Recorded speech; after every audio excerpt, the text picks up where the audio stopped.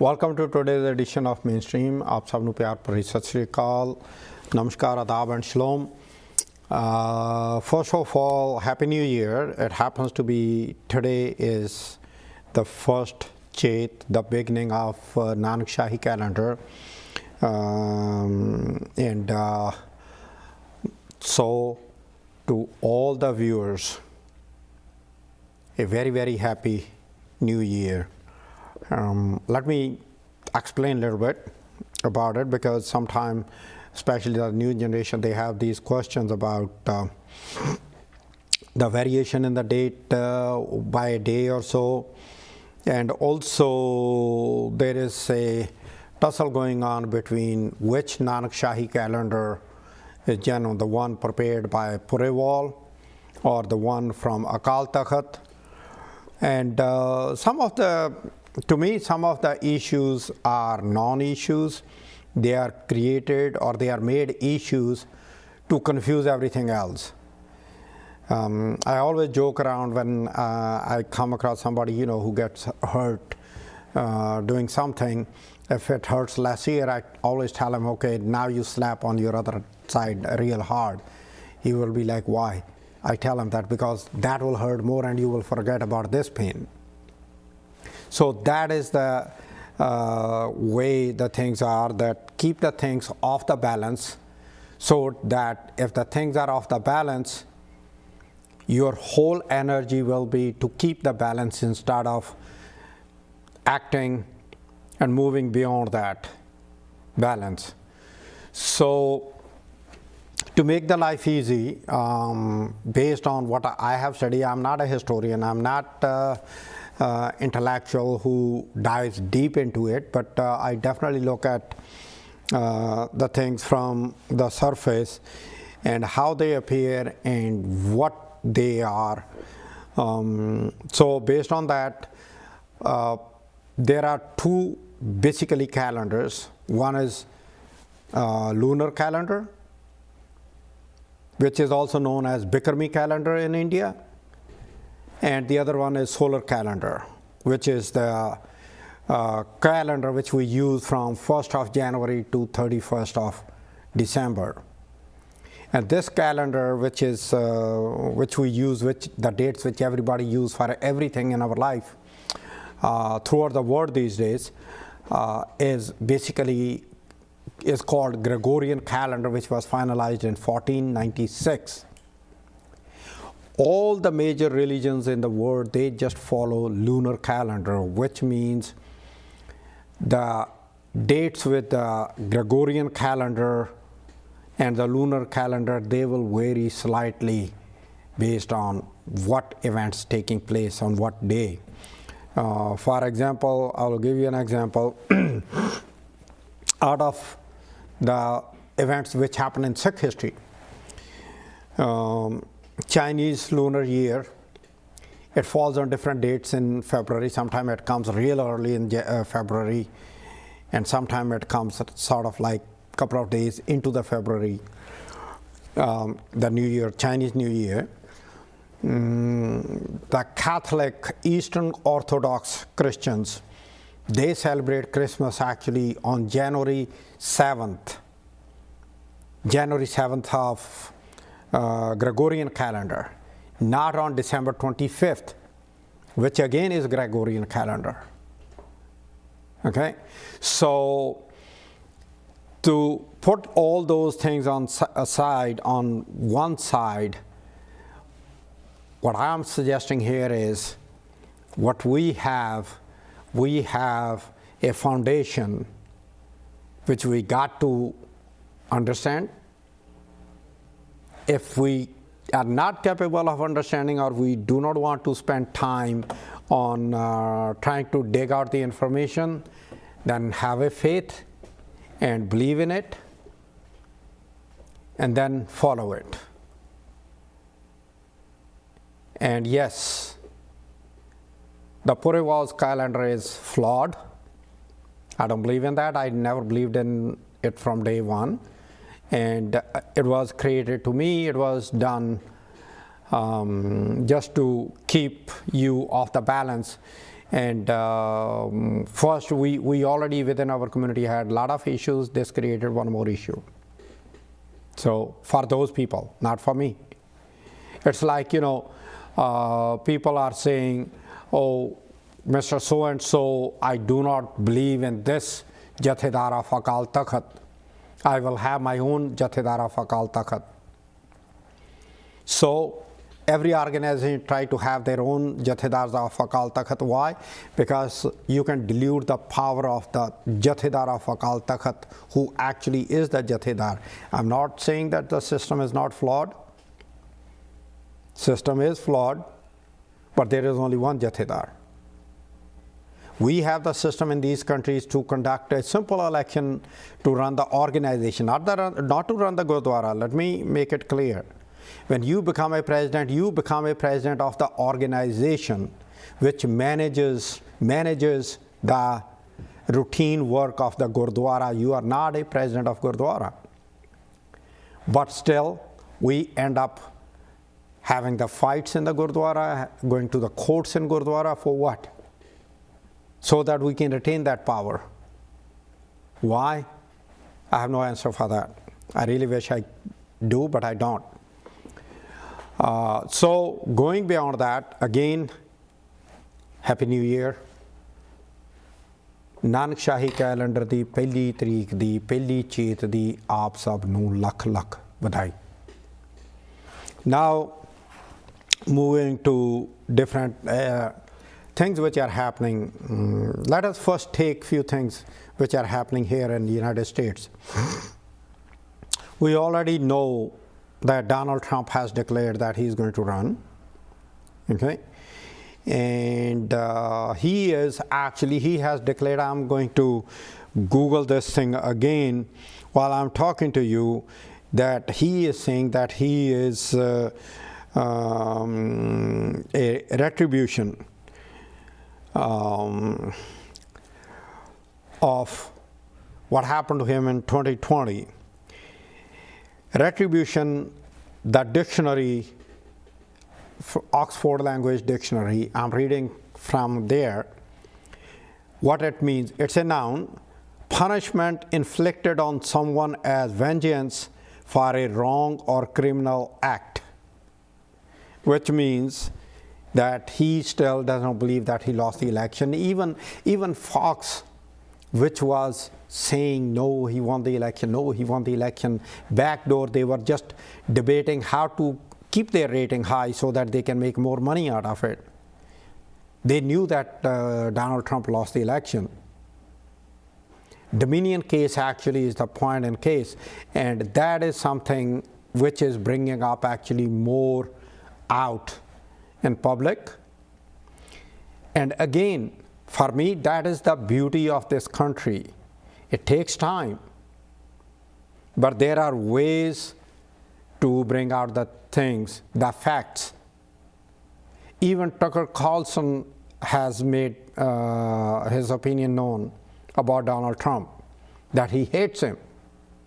But to keep his rating high, so that the money can go on flowing to him and he can make the money, he can make those whatever millions he makes from his show flowing into his coffer, he still lies. January 6 tapes, which were given to him by the speaker, which I talked about in my previous shows.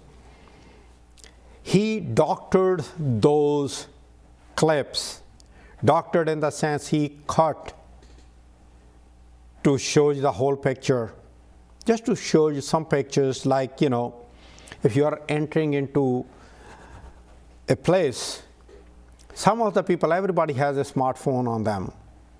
Once the Capitol Hill was breached, all those people who actually were part of that group who attacked the Capitol Hill, they were actually taking the pictures, looking at the building.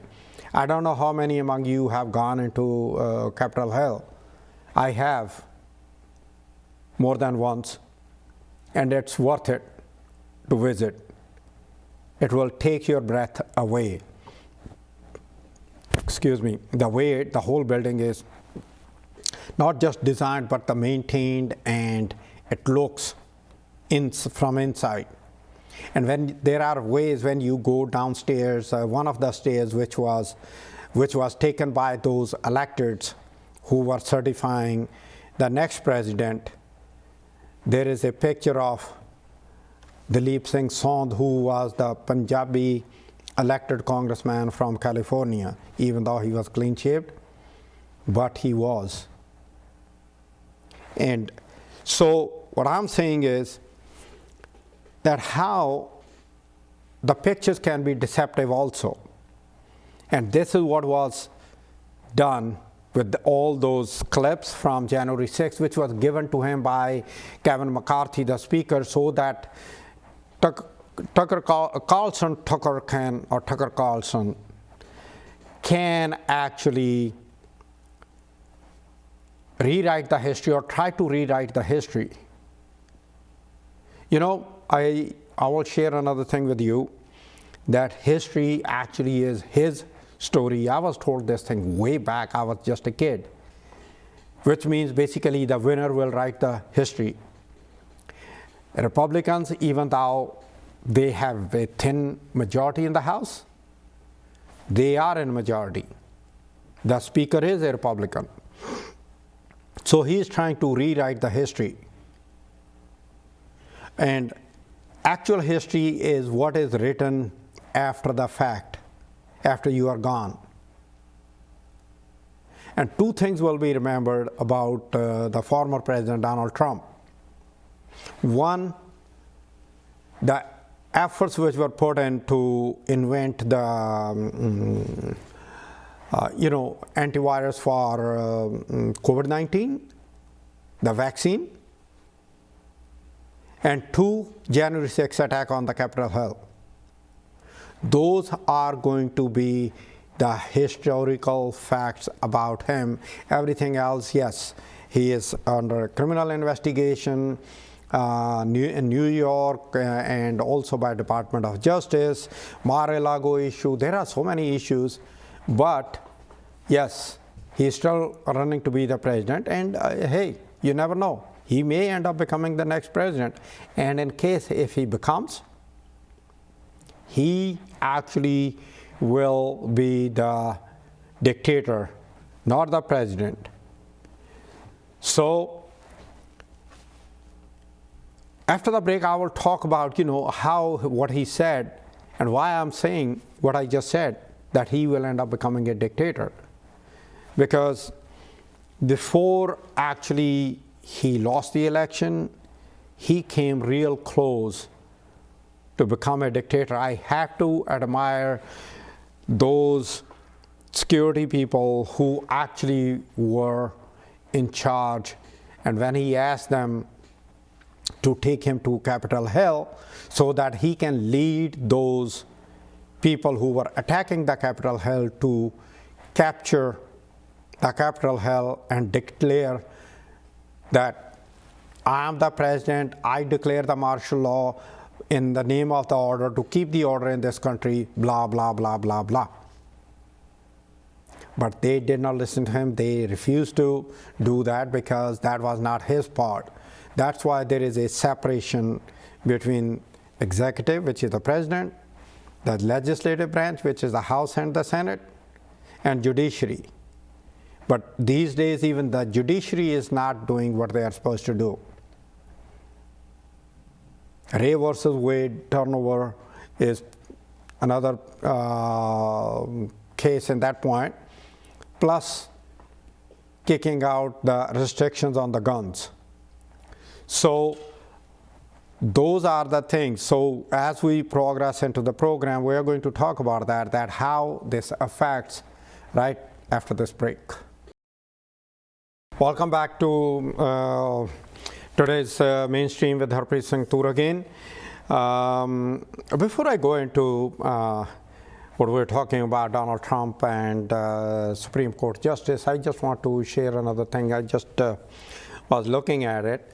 Open artificial intelligence, the GPT-4 from chatbot just came out, and Chat GPT, actually, not chatbot. And that is, it's really interesting that the technology, the evolvement of technology is so fast paced that in next 10 years, I'm just assuming that even these smartphones, they are going to be, something which you will wear right here on your arm. You will hit it, it will show up the screen, and on the screen you go like, in the Star Trek movies and stuff like that, where they are like, okay, move from here to here, here to here. Everything will be right there on your fingertips, the way the things are moving, and I won't be surprised. But anyway, the thing is, basically, we were talking about, I was talking about this GPT for the next version of Chat GPT, artificial intelligence, and that also brings in a couple of factors about how the technology is evolving. But let us first talk about Donald Trump, like I was saying. This is something which affects us directly. When I say us, I mean minorities. The question is not whether minority is the guy with the turban and beard on, or it's a clean-shaved guy with the brown skin or the yellow skin, or somebody else. Let's not forget when in 2016, when President Donald Trump, the former President Donald Trump, when he ran for the election, he openly ridiculed the judges where his case was in front of those judges, and those judges were not Caucasians. He named them, which means he made them the target, the moving target of his followers. The followers who attacked Capitol Hill on January 6th. Sometime I just wonder, can you imagine had it been non-white people attacking the Capitol Hill on January 6th? What would have been the result? The number of people who were part of that group, how many would have died?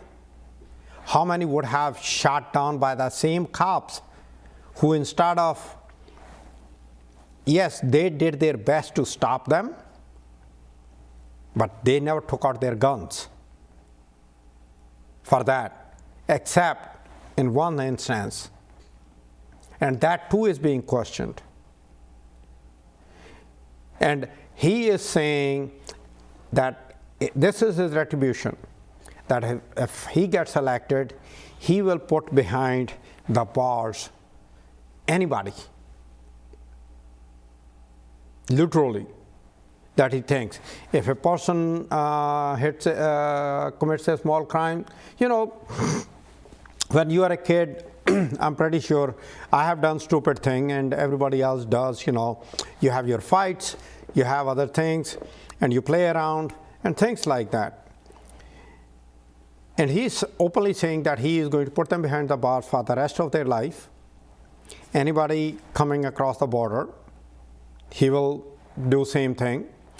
Anybody who is not of his type will not have the equal rights, and on and on and on, including, which is actually another issue, that he actually is saying Vladimir Putin, the Russian president, is a genius that he attacked Ukraine. And so is Florida Governor DeSantis, who is saying that he's going to take out,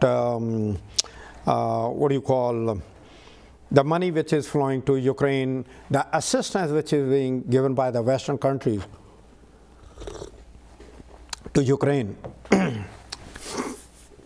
So, besides that, he actually has his interest in Saudi Arabia now. Being a president, actually, he actively created that atmosphere, which actually by law is not supposed to be, but the laws are so lax that he did it anyway, and his son-in-law made billions of dollars. A person who had no experience in certain fields was given money by the crown prince of Saudi Arabia, and the city which is being created in Saudi Arabia is also part of that. And already the former president Donald Trump, he was planning to have his Trump Tower in Moscow also, and on and on and on. So that is the part. Like, for example, in Washington, D.C., he had a hotel which he just sold. He made a couple of $100 million out of it, even though the hotel was losing money. While he was the president, the people were actually staying at that hotel just to make him happy, so that they can go and, you know, massage his ego. Oh, I did stay at your hotel, it's beautiful and it's great, you are such a great person, this and that. But to run a country, to have a long-term vision, you have to have more than your own personal ego. And as long as you cannot put your personal ego on the side, you cannot really think about the future of the country, where the country will be in 50 years and 100 years.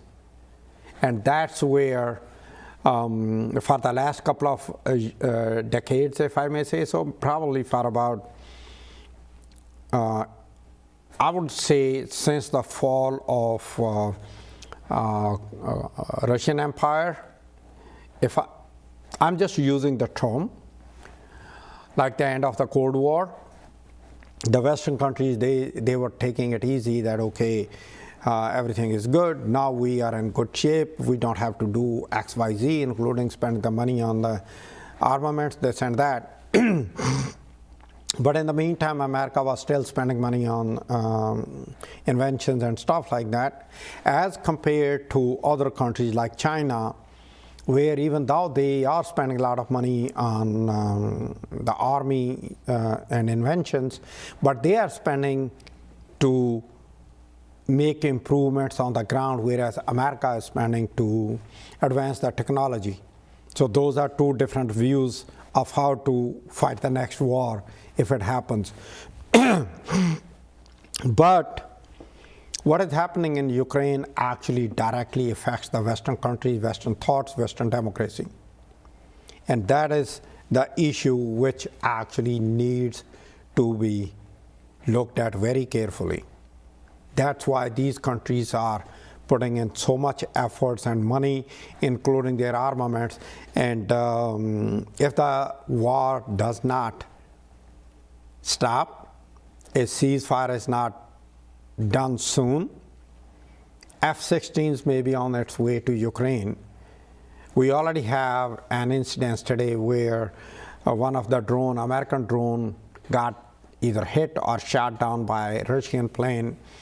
Yeah, it is being played down that it could happen. It happens all the time. It's not a big deal. But at the same time, sometimes these small things can turn into the whole thing. Russia already has proved that they have those hypersonic missiles, which right now there is no effective system which can actually stop these missiles on its way to hit the target before they hit the target. So what is coming, we don't know. But there has to be some way out of this conflict. And if we look at it, doesn't look like there is going to be a way out. Not soon. But if somebody who may end up finding a way out, I will not be surprised if China ends up doing that, because China is already working on backdoor diplomacy to get it done, which will be great. And China actually brokered a deal between Saudi Arabia and Iran. The effects of that deal and where China stands with that, including some technologically things, we'll talk right after the break. Welcome back to Mainstream with Harpreet Singh Toor again. So we were talking about what's going on with all these developments. China playing a role in making a deal or making some sort of peace between Ukraine and Russia. I will not be surprised because China literally brokered a peace deal between Saudi Arabia and Iran. We had a civil war going on in Yemen for years, which was literally being financed by, on the one hand, Saudi Arabia, on the other side, it was Iran. And Saudi Arabia was using the ammunition and the armaments supplied by the United States. They had some sort of agreement for a ceasefire last year, and ceasefire was extended, and now all of a sudden the whole thing is that Iran and Saudi Arabia agreed to have their diplomatic relations re-established after being cold for more than 7 or 8 years, where each one pulled out their own embassies and ambassadors from each other's country. Now, how it could affect? We already have Israel, which actually is adamant about demolishing Iran, and Iran is to finish up Israel. Saudi Arabia, being a part of the United States group, was considered as if not a friend of Israel, but not an enemy of Israel either. Now with this deal, and then also in Israel with Bibi Netanyahu being back in the saddle, being the prime minister of Israel, who is already have been, facing the court, was declared charged with the crimes, corruption, and he is actually planning to change the laws of the land, and everybody is up in arms in that country for that. Excuse me. And he may end up changing those laws which will benefit him as a person. This is where actually the difference comes in between being just a politician to save your own skin and throwing the country to the wolves, and being a statesman where that down the road where the country will stand, not just nationally but internationally, that matters. There are a lot of countries these days who are struggling with that kind of thing. I will not hesitate from saying even in India, the current administration is pro right-wing Hindu elements. I'm not saying that there are no right-wing Sikh elements, and I don't agree with them. There are a lot of people who don't agree with them. But at the same time, when you have all these right-wingers and you don't condemn or you don't try to control them, then you do not have the right to control the other right-wingers from other faiths. Same thing is happening here in the United States during the Trump's presidency. On January 6th, he literally said, "Stand by." Before that, not exactly on January 6th, but sometime around that time frame. Stand by means what? Those people who actually know how the army works, how the military works, they understand stand by means what? Stand by means get ready to attack anytime. Whenever the commander says go, you go, and you don't ask questions. And that's what they were talking about. And that is where all these, when we listen to what Trump says, and then we look at China, what China is doing, and then we look at what is happening in Middle East, the whole the world right now is going under another revolution, a different kind of revolution. Till a Cold War, there were two groups, Russia and United States. Right now, there are multipolar groups. We definitely have United States with NATO. We have China. We definitely have Russia. And India is trying to create its own space in there. How much it will succeed, I don't know. I really want India to succeed, but as a fair federal system, not as an autocracy. When I say autocracy, I mean it. I mean, when something comes out which you don't like, the whole system is taken down. I was just looking at some of the developments in recent time in India. Every governor appointed by the present BJP government, which into the states which are non-BJP states, those governors do not get along with the chief minister of those states. But in the meantime, if the governor is from BJP and the chief minister is also BJP, there are no issues. Look at this incident during farmers' protest in UP.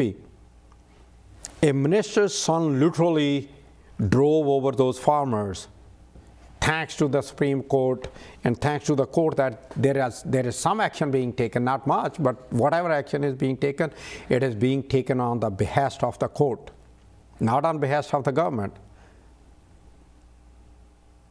And in the meantime, what happened in Punjab, what Amrit Pal did, using Guru Granth Sahib as a shield, which again has happened for the first time in history.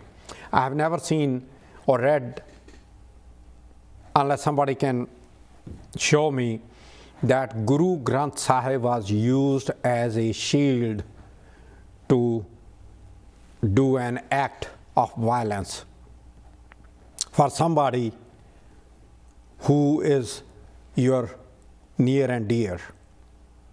I have never seen it. So we as a country, we as a world, we are actually going more towards dictatorships than the democracies. Democracy, I'm not saying it is perfect, but definitely it's better than the dictatorship, because we have historically seen what happens in those countries, in dictatorial countries. If there are no answers, if there is no media to question you, the media in this country is not perfect, but there is a check and balance. That's where Dominion case against Fox News is playing a big, big role, that how far somebody can go. Alex Jones' case is another one, where Sandy Hook shooting, he was openly, or it was just a film shooting, blah, blah, blah, blah, blah, blah, and the people who were actually paying him, which he made millions from, by lying to them, he ended up being fined billions of dollars, even though he already moved his money and assets, and he's saying that nobody can actually, take money or blah, blah, whatever it is. But the question is, still, at least there is some judiciary which is taking some steps. Same thing with regarding 2020 electorals stealth, that it was stolen. There were judges appointed by the former President Donald Trump himself who went against what he was saying or he was claiming, including Bill Barr, his Attorney General, who literally did everything, whatever he wanted. And all these people actually played a role to make Donald Trump what he became by the end of his first term. Let's take a break. After the break, we will be right back. Welcome back to Mainstream with Harpreet Singh Toor. Now going into the final minutes of the show, let me give you my thoughts about what could come out of this, the situation which I just discussed about multipolar world. Of course, United States, since the end of World War, if we really look at the history, they have been into so many wars, and they literally walked out of all the wars by losing. I really don't see any single war where they can say that, okay, we won the war and we established what we went in to establish and we got out. Okay, except South Korea, North Korea is a different scenario, where in South Korea, United States still has a substantial presence of their own forces, and after World War they have their own NATO alliance, and of course alliance with Japan and now with Australia. But coming down to actually negotiating a peace, if it may happen, between Ukraine and Russia, how couple of scenarios, okay? One, of course, which I already discussed, China may be doing already something on the back door, like they did with Saudi Arabia and Iran. Irrespective of what the current situation in India is, irrespective of the Indian Prime Minister's autocratic ways, India being one of those countries who actually did not go out and vote against certain things on this war between Russia and Ukraine, and India still buying the oil, even though it is buying for its own necessity at a cutthroat cheap price from Russia. If United States really want to play a role, they must be doing something with India right now, which we don't know, to make India play a role to bring both the countries to a table and make them come to some sort of negotiation. Let's not forget a few things. One, you cannot make somebody to come and talk and sit on the table unless that person or that party is willing to sit down and talk. Russia wants whole Ukraine, Ukraine wants whole Ukraine back, by including the parts which Russia already annexed from Ukraine. But somehow there is a lack of coordination and effective advancement by Russian soldiers on the ground. If China supplies armaments to Russia, the scenario can change. We have seen that how Russia used hypersonic missiles to attack a lot of Ukrainian cities. But if China supplies armament, then it can give an upper hand to Russia against Ukraine. NATO and other countries are committed to protect Ukraine, and the war can escalate. Or both the sides are at the standstill where they are today, irrespective of how much ammunition they get. Then there comes a break point where somebody will get a breakthrough that, okay, let us start talking. If we can sit down on a table and negotiate it. Let's not forget, every war in the world ended up at the negotiating table where the agreements were reached and signed. And this war is ultimately also going to be like that. It's just a matter of time when it happens and how it happens. It may happen soon. It may happen after a much more destruction than what it is right now, what we are looking at. So this is something which we have to look at, we have to watch, and we have to see that what is happening, how it is happening, and where it is happening. So that's the role which India can play. On the other hand, there is a tension between India and China on the border. So if China gets entangled in Russia-Ukraine war, naturally the resources are going to go to that side. I'm not saying it will benefit India, because India is not in a position where it can literally push Chinese back from where they are.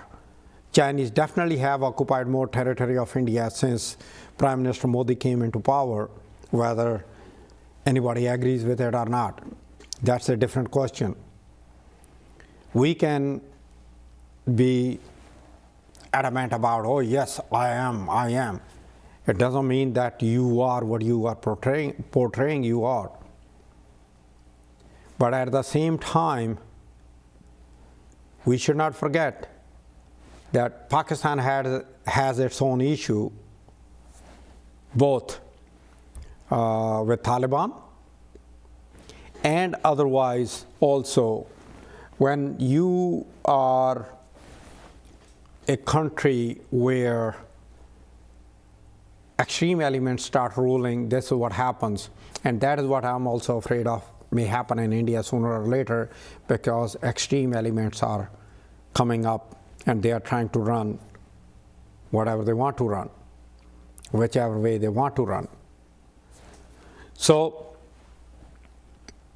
with that scenario, India being, sandwiched between Pakistan and China, having its own limited resources, still can play a role with Russia, because Indian and Russian alliance goes way beyond what the China and Russia just declared last February around there to have the friendship. Because in '74, Russia was actually planning to destroy Chinese nuclear facilities. So it is not ancient history. So what I'm trying to say here is, see how the things change, how the things evolve over the time.